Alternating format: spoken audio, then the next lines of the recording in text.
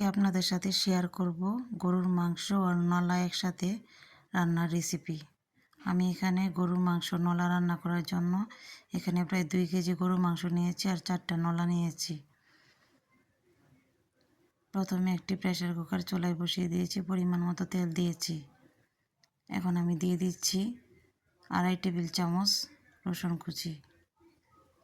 রসুনটা একটু ভেজে নিয়ে এখানে দিয়ে দিচ্ছি 4টা তেজপাতা, 4টা এলাচি, 4টা দারচিনি আর 4-5টা লং। 2 কাপ পেঁয়াজ কুচি দিয়েছি। পেঁয়াজটা একটু নরম হওয়ার জন্য ভেজে নিচ্ছি।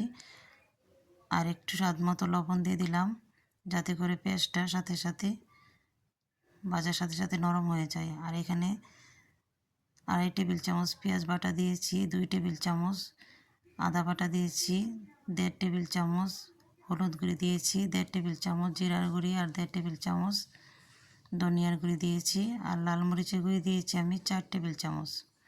অল্প একটু পানি দিয়ে মশলাটা ভালো করে কষিয়ে নিচ্ছি। মশলা কষানো হয়ে গেলে আমি মাংসটা এখানে দিয়ে দিচ্ছি। প্রথমে আমি মাংসগুলোকে মশলার সাথে মিশিয়ে দিব, তারপর উপর থেকে নলাগুলি দিব, কারণ নলাগুলি নিচে পড়লে নলা থেকে ফাঁস বের হয়ে যাবে। তাই আমি এখন উপরে নলাগুলি দিয়ে দিচ্ছি।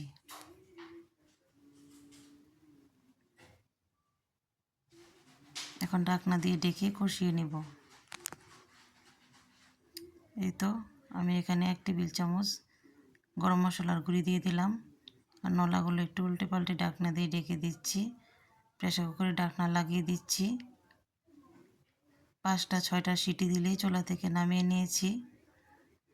এই তো আমার গরুর মাংস আর নলা খুব সুন্দরভাবে সিদ্ধ হয়ে গিয়েছে, একদম নরম হয়ে গিয়েছে। আপনার বাসায় অবশ্যই এভাবে ট্রাই করবেন, কারণ ভয়েসটা আমি পরে দিচ্ছি। খেতে ভীষণই মজা হয়েছিল। যদি রেসিপি ভালো লাগে তাহলে লাইক, কমেন্ট, ফলো দিয়ে পাশে থাকবেন। পরবর্তীতে অন্য কোনো রেসিপি নিয়ে হাজির হব। সেই পর্যন্ত সবাই ভালো থাকবেন, সুস্থ থাকবেন। আল্লাহ হাফিজ।